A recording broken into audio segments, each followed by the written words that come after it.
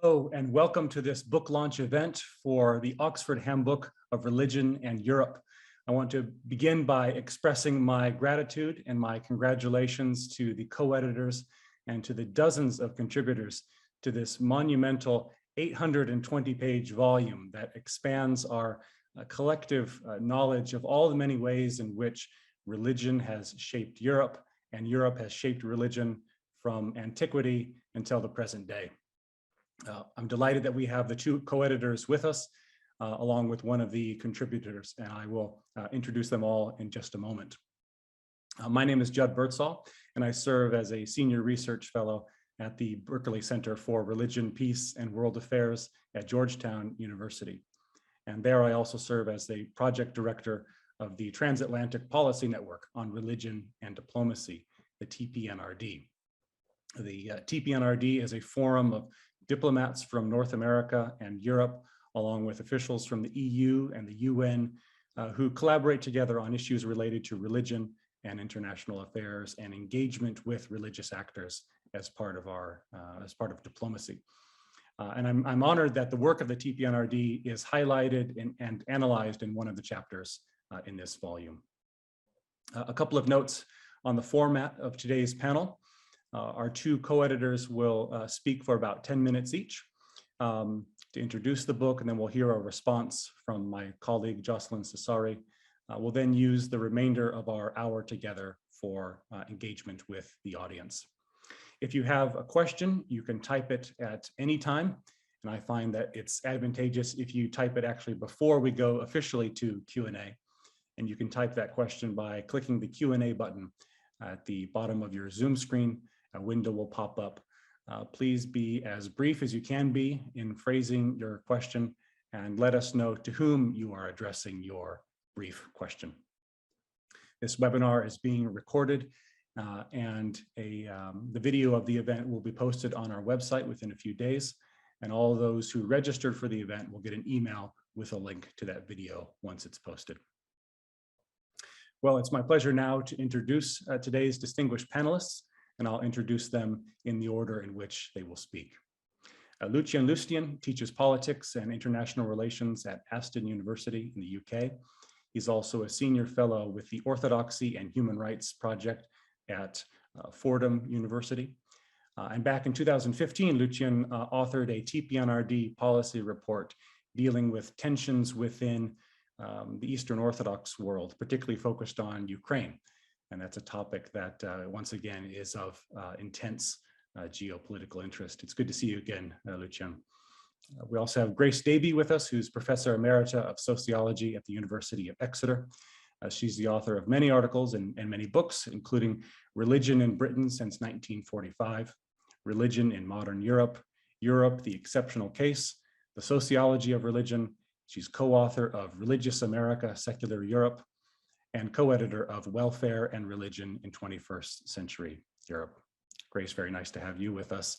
And finally, Jocelyn Cesari, who holds many institutional affiliations, including at Harvard Divinity School, the Berkeley Center here at Georgetown, and at the University of Birmingham in England. She's also former president of the European Academy of Religion. And congratulations to Jocelyn, because her new book, We, God's People, Christianity, Islam, and Hinduism in the World of Nations, has just been published by Cambridge University Press. Well, a very warm welcome to all of our panelists and to all of you in our virtual audience. And I'm aware that our virtual audience includes many of the contributors to this volume. It's especially nice to have you here with us. Lucian, let's begin with you. If you could give us an overview of where this book came from and what it sets out to accomplish. Over to you, Lucian. Thank you, Judd, for your kind introduction. First of all, I would like to thank the Berkeley Center for organizing the book launch. I'm grateful to all of you who joined us today, and I hope that you'll find the discussion useful.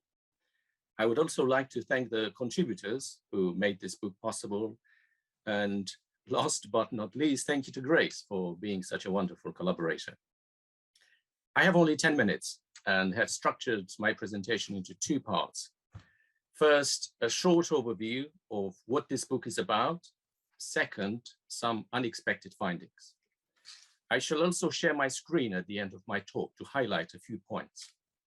So let's start with the first part. What is this book about and what is the book not about? I should say that the project seemed daunting. It took us 4 years working with 55 contributors to write 45 chapters, covering the relationship between religion and the idea of Europe from antiquity until today. Some key questions we addressed were, what do we mean by religion in this context? What do we mean by Europe? Where do we start with this analysis? We divided the book into 5 sections. The table of contents provides more detail, and I suspect everyone has had a look at that. I will not repeat what is already in print, but will remind everyone of these 5 sections when I share my screen slightly later. A few words about the structure as a whole. As is standard with all publishers, OUP gave us a word limit. We could not include everything and had to be selective. From the start, we agreed that this book is not about definitions of religion in the social sciences. There is, in fact, another handbook on this topic, which I highly recommend. Our approach was to examine religion in Europe in both its institutionalized forms and as the lived experience of the faithful. Europe itself can be understood from different perspectives. The easiest way to comprehend Europe is as a geographical entity. However, there are many other topics which should be taken into account, such as population, culture, state, power, or circulation of ideas. As a geographical entity, one could say that Europe is relatively easy to understand. But when you go into detail, you see that not everyone agrees on the exact location of, let's say, the East European border.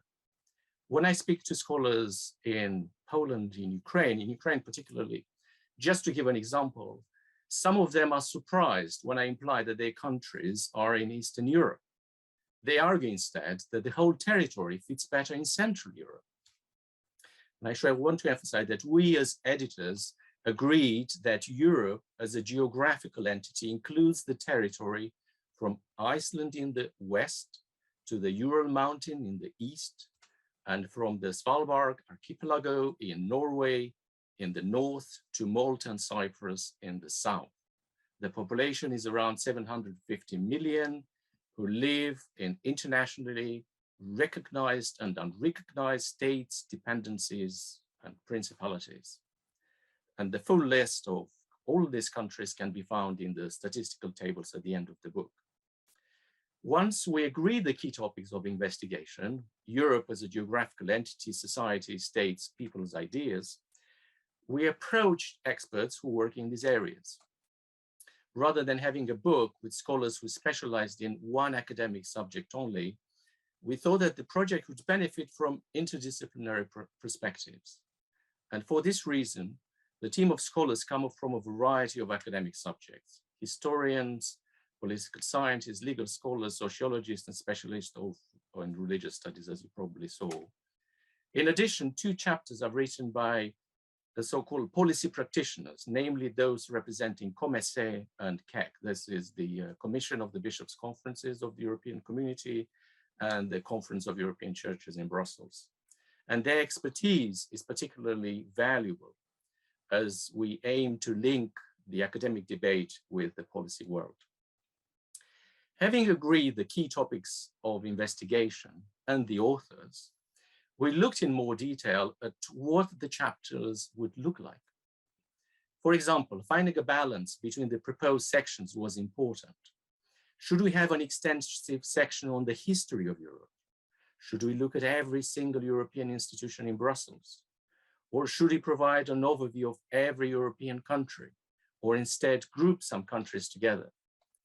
These points are important as they give you an insight into what perhaps is most relevant for you as readers, the more so as you come from a wide range of backgrounds. Are you interested primarily in European history? Then perhaps the first section on history is most relevant. Are you interested in the ways in which religion was shaped by modernity and ideology? Then the second section is the place to start. Are you interested in religion, law, and public policy in a European context?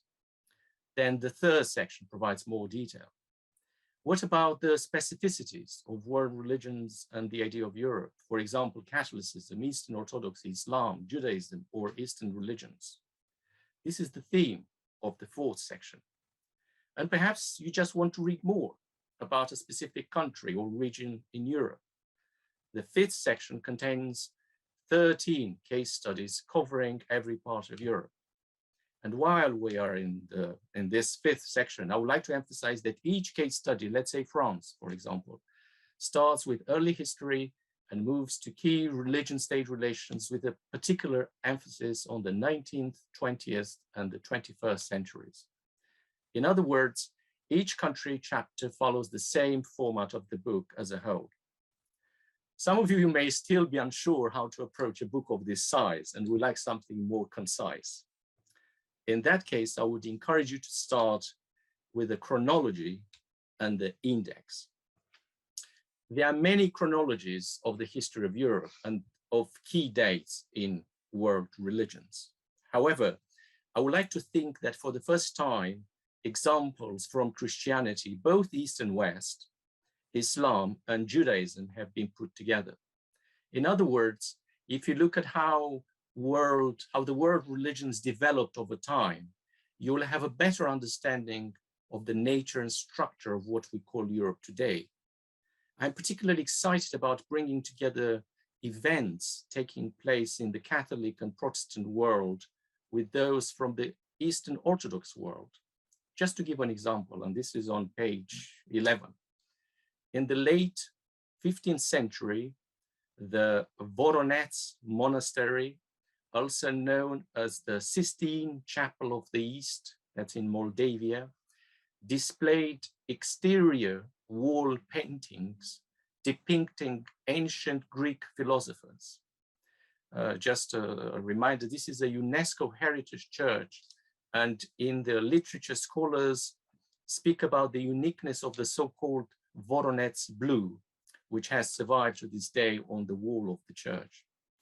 The chronology, coming back now, the chronology will tell you that the construction of this monastery took place around the same time as the Gutenberg Bible was printed in the West.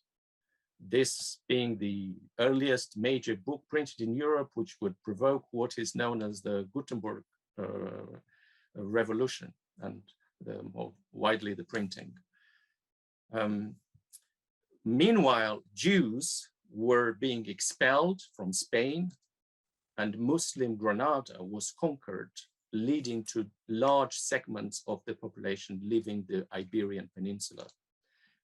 Finally, just a few decades earlier, Constantinople fell to the Ottoman Empire. So the chronology should be read alongside the index, which provides a rather different overview of what we covered. See, for example, the very long list of popes and patriarchs. And on this point, another reminder that will not include everyone. Coming to an end now. Those of you who have read the introduction, you will have noticed that we started with 4 portraits or images. And in so doing, we're trying to stimulate the reader's imagination in a different way. These images are not unique and could be replicated in many examples around Europe. Taking together, however, they summarize the relationship between religion and the idea of Europe in a more visual way. You can look at these images and see with your own eyes that this relationship is right there in front of you, not just the product of scholarly imagination. And the 4 portraits take the readers through the corridors of 3 museums in Europe. Those are Berlin, Florence, and Brussels. I'm afraid you will have to read the book to find out the details of each image. And on the last note, I would like to thank again the contributors for their expertise and for answering what amounted to scores of emails over the last 4 years. From a marketing perspective, we realized that OUP hardcover books are not cheap. The good news is that most libraries should have access to OUP handbooks. And if your library does not have access, please recommend the book. We would like to think that the handbook will be useful not only in your specialized work, but also in teaching a wide range of courses dealing with religion and the idea of Europe. And I shall now try to share my screen just to highlight these 5 sections I just said and the index. So it should be this. Let me see. Okay, it should be this. Let me click share. So I think everybody can see. So the table of contents of what I've just highlighted, I highlighted in yellow exactly what I just said. This is the first section on key historic events, and you see how I divided, how we divided the structure, going to 12th century BCE, and then sort of key areas, key elements. We looked at the Enlightenment, revolution, nationality and nationalism. The second section, ideology, particularly emphasizing dictatorship, democracy, and other key areas from during the interwar period, during the Cold War, and after the fall of the Iron Curtain. The third section is more focuses on public policy. I wrote a chapter on politics as a whole, but you go into more detail. For example, we have a chapter on law and on specific institutions in Brussels, as you have here. And these are the 2 chapters I mentioned, written by colleagues who work and are based in institutions in Brussels. And also looking at the other institutions, other international institutions which deal with religion, OSCE, European Court of Human Rights, and the UN, particularly, of course, when the work is done in relation to Europe. The 4th section looks on world religions, and we try to be as inclusive as possible. So Catholicism, Protestantism, Eastern Orthodoxy, Islam, Judaism, Eastern religion, non-religion is the key area as well, and also the topic of religious diversity in Europe. And the last section on the religious geography, looking at, as I said before, trying to group together a number of countries, but in a number of places where we thought it was really important to have a country on its own. You have all the examples here. And the index ends with an appendix, and we are very grateful for the lot of work has been put into all these chapters and the expertise. And very briefly, as I already sort of to highlight the index, just 2 examples on how the patriarchs, a very long list of patriarchs and popes. However, as I said before, we could not include everybody, so have that in mind. However, what I want to highlight is that we included for each political ruler, for each religious, spiritual leader, the length of reign when that particular individual was in charge. So you see, I said, a number of lists of the patriarchs here, and again, a long list of popes. Perhaps with no surprise that for Pope Francis, there are quite a few references in the book. So with that in mind, I'm going to stop sharing, and thank you everyone, and I will give the floor to Grace. Thank you so much, Lucian, for that wonderful overview of this book. Again, congratulations to you and your colleagues for putting it all together. Grace, I want to bring you now in as the other co-editor. Over to you. Thank you, Jed, very much. And first, I do want to echo Lucian's thanks to you all, to OUP, first of all, to the Centre, and to Jocelyn. I'm so glad she can join us today. All of our authors, those coming here, and to Lucian. We've had a very fruitful partnership. And I'm going to kind of begin where Lucian ended, because I want to just draw attention again to the statistical tables right at the end of the book on page 793 and following. One table on religions in Europe since 1900 and another which is a country by country analysis. What you can see immediately is a theme that I shall repeat more than once, is that Europe is indeed becoming more secular. but it is also becoming markedly more diverse. And these two trends push in rather different directions, particularly in relation to the secularization thesis. But my main task this afternoon, two tasks. One is to explain our approach. To say our theory is much too strong, but how we set out the kind of framing we had for putting this book together. And the second is simply to give you one or two, perhaps a few more, if we have time, examples chapter by chapter of points that I found at least particularly striking, just to whet your appetite if you want to dip in. Now, in terms of approach, I would suggest you looked at the acknowledgements because this calls attention to Professor David Martin, whom Lucian and myself both met at the LSE. Now, we're a bit different from each other because we come from different countries. We are from different generations, no prizes for guessing who's older, and different disciplines. But we both studied at the LSE. Neither of us was supervised by David Martin. Both of us were inspired by him. And we wanted to make that clear. And David taught us both that if you're to understand the trends and counter trends in the evolution of Europe, these need to be seen in the long term, and we need to understand that they work themselves out differently in different places. We discover thereby the distinctiveness of Europe vis-a-vis other parts of the world, the differences within Europe, notably between East and West, and we made a very big effort to balance both parts of Europe in what we did. But to understand that these are not homogeneous blocks, there are many exceptions in both cases. And to understand the importance of a case-by-case analysis. You cannot generalize. And in so doing, you're seeing immediately the debt to Max Weber. There were three critical insights, all of which in Weber derive from the conviction that religion can be constituted as something other than or separate from society. And that this relationship is contingent and variable and will be different in different places and will change over time. It has to be examined and in its cultural and historical specificity. That was the task we set our authors effectively.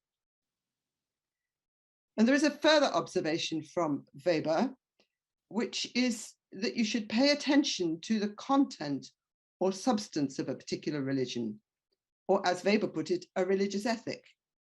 This is and can be an independent variable which influences the way in which people behave, both individually and collectively.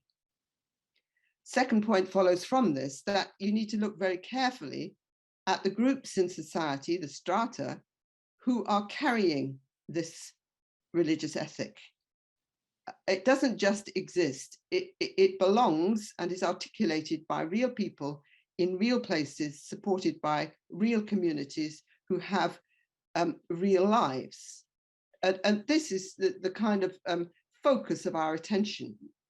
And you see that Weber's analysis of the Protestant ethic, which is very well known, is but one example of a much more general theme, which is depicted in different places many times over in the chapters that make up the handbook. Let me give you some examples. These are more or less ordered in the chapters are more or less ordered in the way they come in the book. It's not quite like that, but you'll see when I get to the slight differences. It's a little serendipitous. It had to be. We any more than we couldn't include all those popes. I mean, we had quite enough. When you were proofreading that, you used to think, well, how many more popes, for goodness sake? But this is just a flavor, okay? I'm going first to chapter 2, which is on religion and Latin Western Europe, way out of my period. And I'm struck by the way the author argues that the medieval Catholic Church evolved over this period. Over the course of the Middle Ages, everything about religion changed, yet the changes occurred within well-established patterns and principles that remained constant. And that grabbed me as a sentence. I thought, I like that. That's a very interesting way to work. A second point, rather to the end of the chapter, at every scale in this society, communities were not simply political communities or social communities, but fundamentally Catholic communities, as villages and cities were topographically anchored by churches and churchyards and knit together by religious ceremonies that occurred in churches and in streets throughout the year and throughout the course of people's lives. And you begin to realize that if enough people do the same things in the same places, you create territory. You establish shapes and patterns on the ground, and they are enduring. We still have those same patterns of time throughout the year. They still exist in Europe. And we still have basically territorial models and patterns that frame our church life, at least in its historic forms.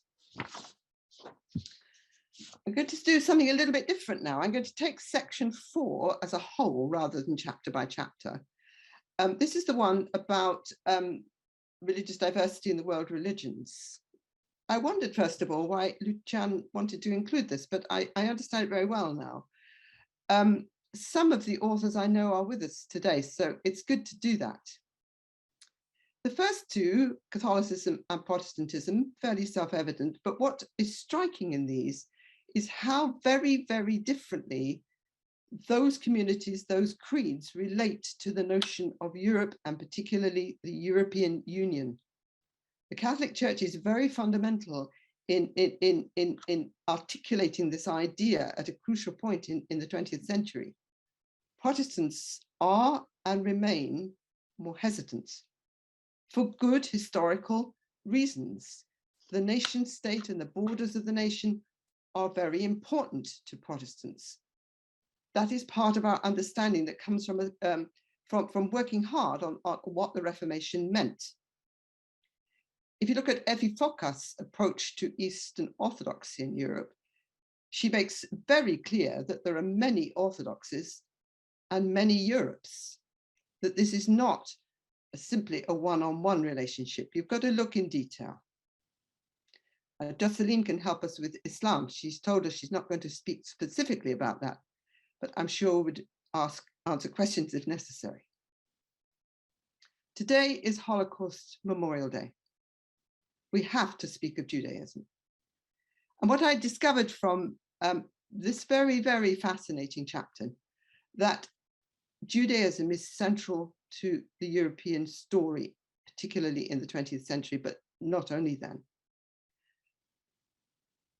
But also Europe is central to the Jewish story in the new forms or the modernization, if you like, or the coming to terms with the modernity of Jewish people and Jewish communities largely took place in Europe in the 19th and 20th century. I also discovered that the configuration of East and West Europe is rather different for Jews than it is for the majority, Christian majority of Europe.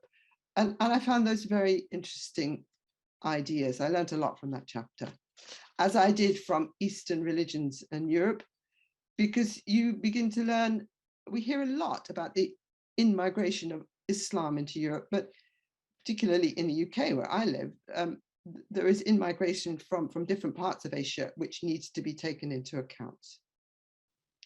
Non-religion is central. It's a nice chapter using many different kinds of methodology, both quantitative and qualitative.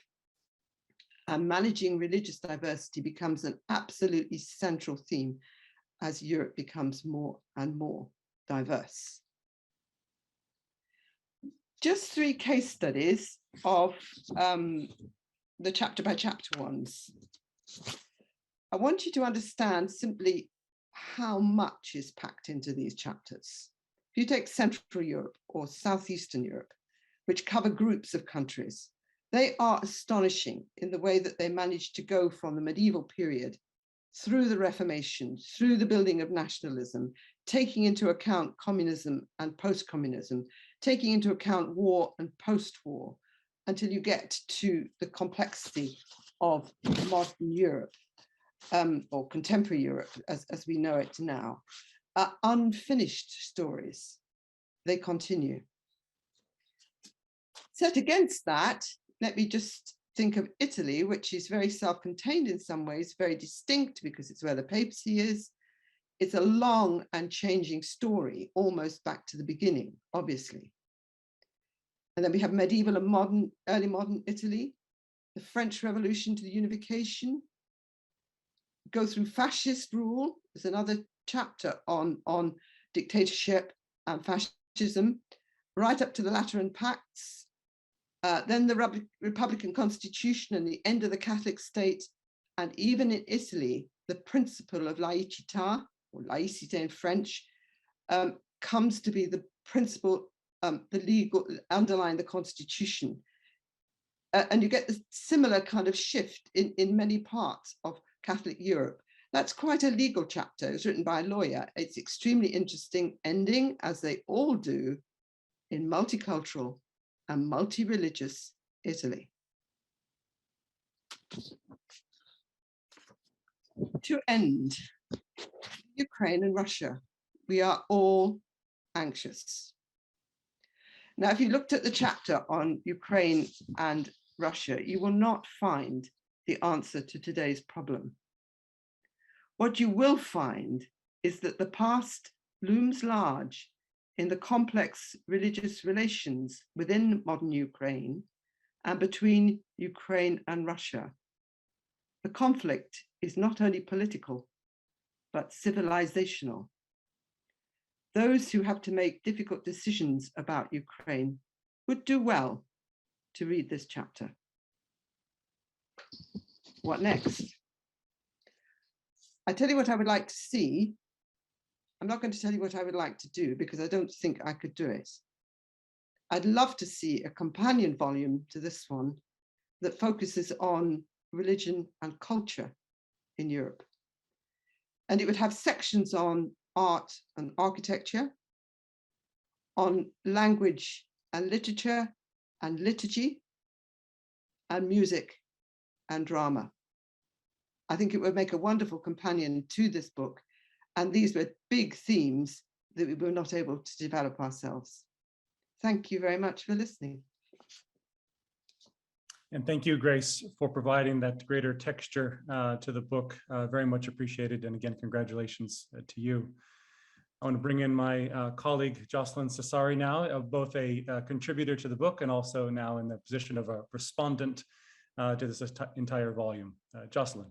Thank you, Jude. I don't think I'm able to respond to all facets of this indeed monumental volume. I want to say how much work and this is a wonderful piece of scholarship that, as the authors or editors have just said, can be used in different settings academically, but also for policymaking. So the first thing I want to say is that it is more than welcome in the current political setting where we tend to associate European public spaces and European culture with the lack of the resistance to religion. And what the volume does is to show the continuous interaction between religious institution, actors, ideas, and the building of Europe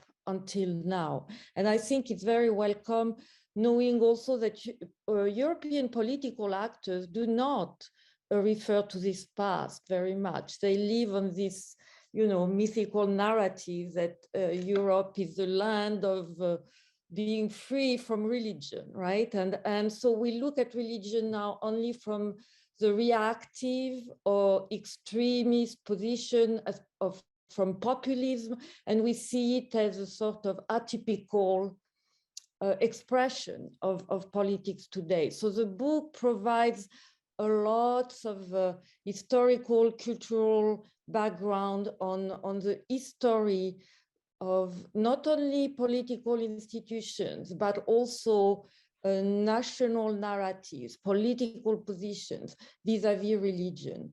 And based on that, I would like just to focus on one particular point that came very strongly in the theoretical framework of the book, which is about secularization. And what the volume shows is that the process of secularization didn't end. It is ongoing. And that goes back to what Grace was saying about the reference to David Martin. But beyond that, I think we should not limit ourselves to the assessment that we are living in a post-secular world.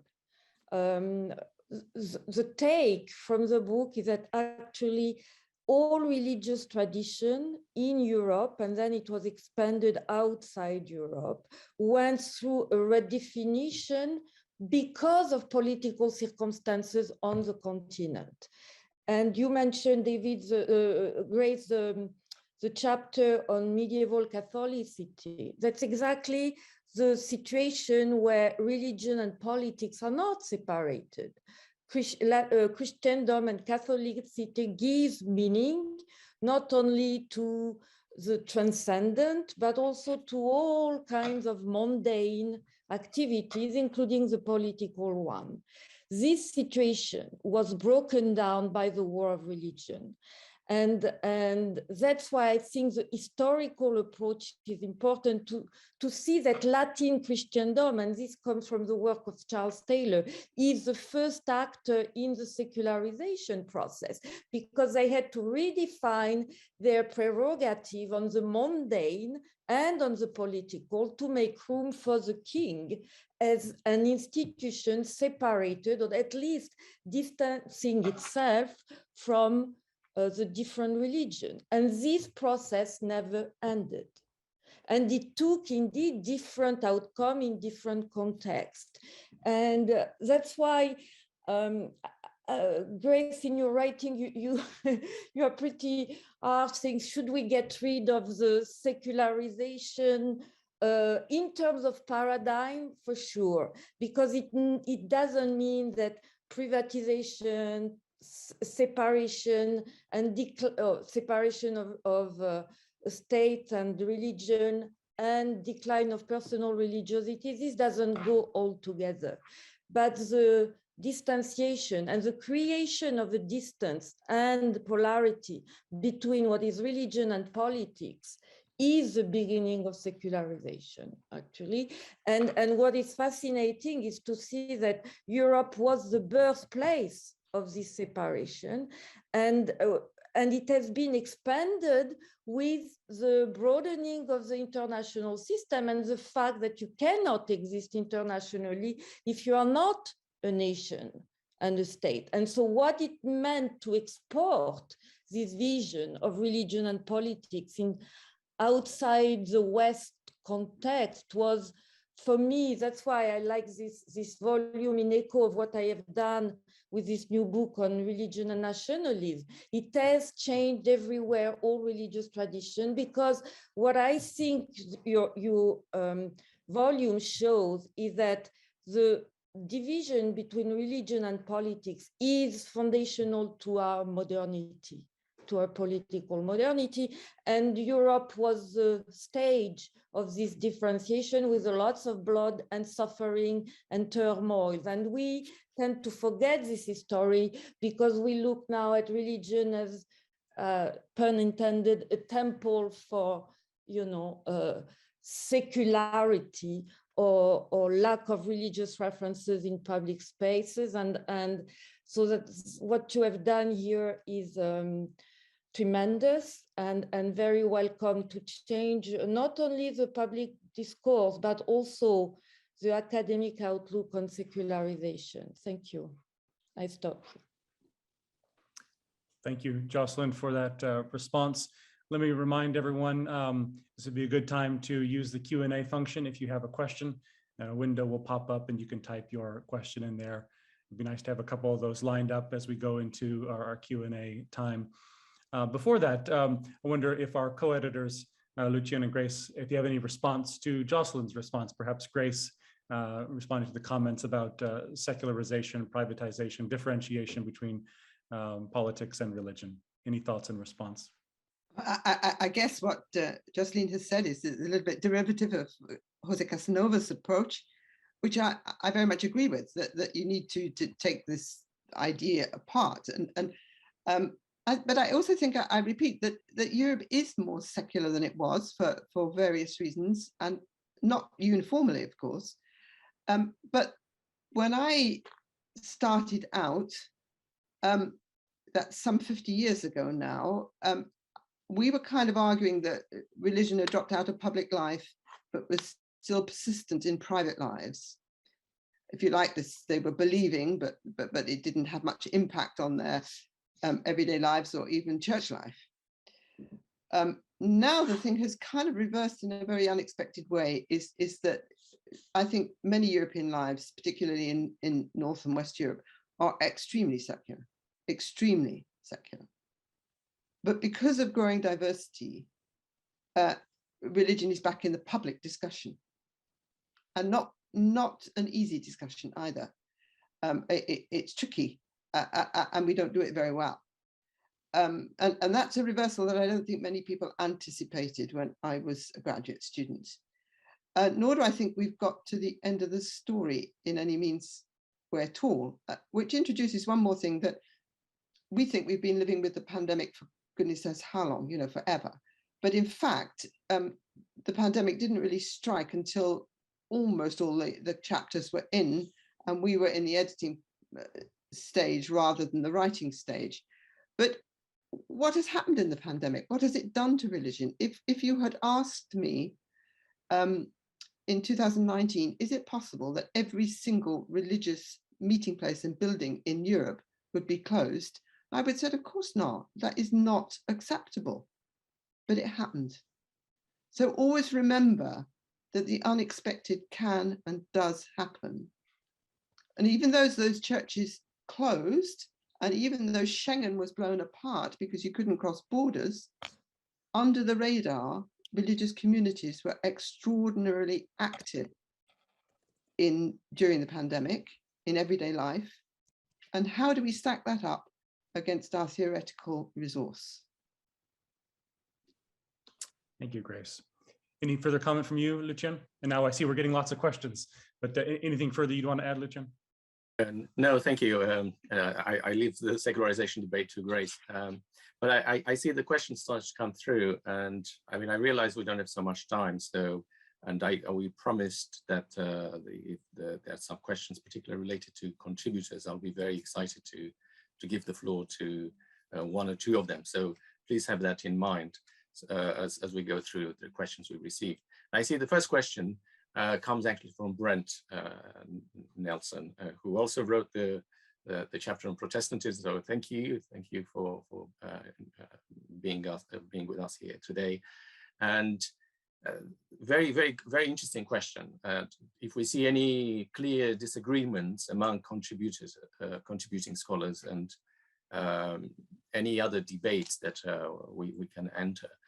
Personally, I mean, just as part of the editorial project, I didn't really notice that some really huge, major disagreements when we started to receive the chapters, and we put our thoughts down, and we pushed some contributors. Can you explain more on this? Can you add more on this? So we didn't really, personally, I didn't really feel there were major disagreements between scholars. However, there is a particular area where I feel like there's definitely a room to expand, and an area there's not so much research, and that is how the ideas, circulations of ideas, started to circulate in relation to the beginning of religion in Europe, and sort of confessional Europe, and also Europe as a continent. And we've started to highlight this in our cross-cutting themes sections. Usually you think about religion as either as a force for good or for something either negative or positive. However, I said from what I particularly found fascinating was in the 12th century, in the 13th century, we see areas outside Europe. You cannot speak about Europe without looking at areas outside Europe and to see how those areas outside Europe influenced the development of the European continent. So the example we gave was the classical mathematics spread via Eastern Orthodoxy in Byzantium, but also via the Muslim in Spain, in the Muslim population also in Sicily. The importance of translation, the so-called Toledo School of Translators, translating Arabic texts into Latin, and knowledge from the Middle East and even Central Asia, and how those ideas shaped what we know as Europe today. So I thought that this is definitely an area that could be more made out of that. And if we bring together this kind of similarities, then they will have a better understanding of the positive side of a religious encounter. That's from me. So should thank you. Sure. Thank you. And Grace, any follow-up in regard to this question about disagreements among the different contributors? I don't think there's disagreement, there's nuance. People approach the topic differently, but I don't think we have to say anywhere in the beginning that there are markedly different views. That doesn't happen. But there is nuance, and there is also disciplinary nuance in that somebody who is trained as a lawyer writes a rather different history than somebody who's trained as a historian. And you can see that, but I don't think I'd call that a disagreement. Thank you, Grace. Here's a question from Richard Seabohm that follows on from some of the conversation we've had already about secularization. And he asks, as religions become less universal or less firmly held, do, quote, Western values, and in particular the dignity of the person or all persons, have any other anchor?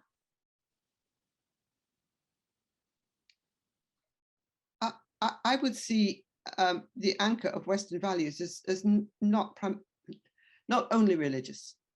I mean, the human rights narrative, that's a pretty firm anchor. It may not always be consonant with some interpretations of religion. But having said that, I still think that a growing ignorance of the content of Christianity by many European people is a loss rather than a gain. Not that I would have any worry about those European people believing or not believing. It's simply a knowledge base, which I think is, if that is absent in your thinking is impoverished. But it's not by any means the only anchor of Western values. There are many secular narratives that uphold values very consistently and very firmly. I don't know whether Lucian agrees with that. And Lucian, you've done work on religion and human rights. Any thoughts in response to that question? Is it? Not really, I have to say. Very sorry about that.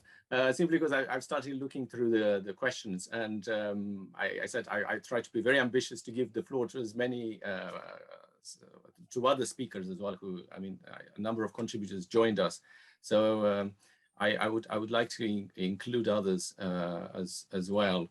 Can I add something on that? Yes, sure. Again, if we look back at history, all religious traditions have a conception of human dignity. So it is not a secular concept in itself. What has happened is a continuous tension with the secular project of the whole community as political, and the different religious traditions have to adjust to that. And we tend to forget that after all, the European Union, as we know it now, was launched by Christian Democrats. We tend to forget that this inclusion of the Christian values in the European project has always been there, and it has been in some ways secularized, but without losing its religious anchor. So there is no real, again, kind of disconnection here, more tension and competition, certainly, but not disconnection between the religious values and the secular political values. Thank you, Jocelyn. And Lucian, as you, there's lots of questions now. Lucian, as you scroll through them, are there ones that you particularly want to engage with?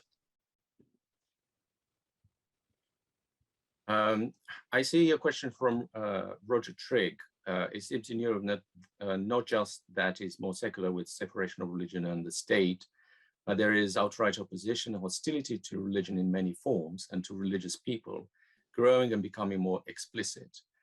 Would the panel agree? And at this stage, if possible, I would like to give the floor to John Medley, if he is available. He wrote the chapter on religion, state relations. I don't know if John is there. I am here. Can you hear me? Okay. Yes. Yes. Welcome. I was looking at something else. I'm unsure what I'm being asked. So the question is, it seems in Europe, not just that Europe is not more secular with separation of religion and state, but there is opposition and hostility to religion in many forms and to religious people in particular, growing and becoming more explicit. How do you see this hostility in relation to religion-state relations around Europe? I will be very brief so that others can speak. It seems to me that the question that I put in had to do with the so-called culturalization of religion and the defense made of religion as culture, as a sort of defensive response, not least in the Lao-Tzu case and various other cases in Europe. It's an rather different from what you're talking about. But this, to me, it seems, has thrown into the middle of the political debate questions about the status of religion and its position in law, and as between state, church, society, and all religious groups, and has certainly added hate, I think, certainly at the margins and maybe more and more at the center, to these essential issues which have troubled Europe for so long. Thank you, thank you, thank you, John. Thank you. Could I just add a note to John Madeley's question, which was about the culturalization of religion? I mean, one of the things that is happening, which is a little bit disquieting, is the manipulation of, or the reappropriation, misappropriation of religion by certain kinds of politicians to bolster non-democratic values in a way that strengthens certain forms of religion. It doesn't erode them, but in a way that is negative. So it's not the eroding of religion that is the problem. It's the misappropriation of certain kinds of religion. I mean, you see it very clearly in Hungary, you see it in Poland, but you see it in muted form in the West as well. And here, I think Jocelyn could help us, because it is often focused on Islam or opposed to Islam. And it's kind of saying Europe is Christian, but using that to say other people are not welcome, as opposed to saying Europe is Christian and part of the Christian narrative is to welcome the stranger. So it's kind of crossing John's question, but the other thing I've learned is that simply saying what I have done is a little bit oversimplified. If you look carefully, case by case, as we should do, and we've emphasized, sometimes it's the right wing is manipulating religious minorities or religious groups. Sometimes it's the other way around. And sometimes there's trading between you support me on anti-Islam and we will support you on right-wing attitudes to moral issues. And you get quite complex and disquieting collusions which are eroding forms of, familiar forms of democracy. And that is unwelcome. And in fact, if you looked at the book, and we say this, if we had written it in the 1990s, it would have been a more optimistic book than it is now. Interesting thought. Thank you, Yes. Grace. Yes, thank you, Grace. I fully agree with that. And just moving on to another question from Karamat Iqbal. Are we likely to see programs of religious literacy across our nations? And if possible, I would like to bring in two other contributors who are here. I thought about Peter Pavlovich and Brent Nelson. Maybe they know from, Peter is based in Brussels, so direct contact with European institutions. And Brent, due to his work on Protestantism, I was wondering if you have any thoughts, some concrete suggestions in relation to religious literacy.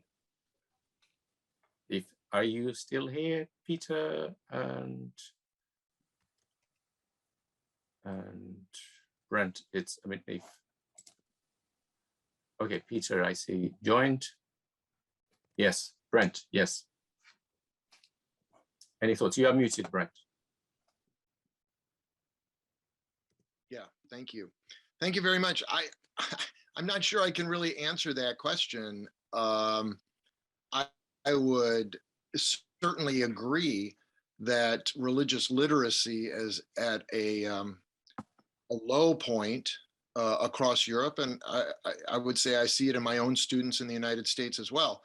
I'm not sure the solution would have to be some sort of educational initiative. And in terms of public policy, I would find that to be a heavy lift for a lot of political systems to start teaching religion and all of the problems that might come about with how you do that. I think Britain has been struggling with that for a long time anyway. So I'm just not going to give much hope that we're going to have a rise in religious literacy here anytime soon in the West. Thank you. And Peter? Yeah, what thank does you. The word look like from Brussels? The big word is public theology, and what place public theology has for in general understanding of religion in public. In this regard, I would see there are quite interesting openings, certainly from our perspective, living here in Brussels in a context between religion and churches in particular and politics, EU politics.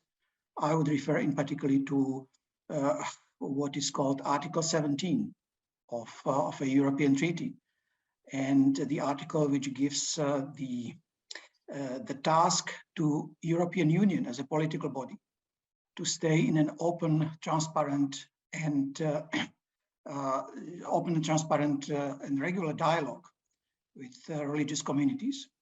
So this can be interpreted at least as a recognition of religion and public role of religion, and certainly it has also an educative function, because the politics influences life of every one of us, and giving a signal that it is not only politics, but politics in a broader context. I think it plays a role, and we try to be part of this process. And I believe this is not only a task for professional engage in this dialogue, but it is an interesting opening also for academic world and for everyone who takes religion seriously. Thank you, Peter.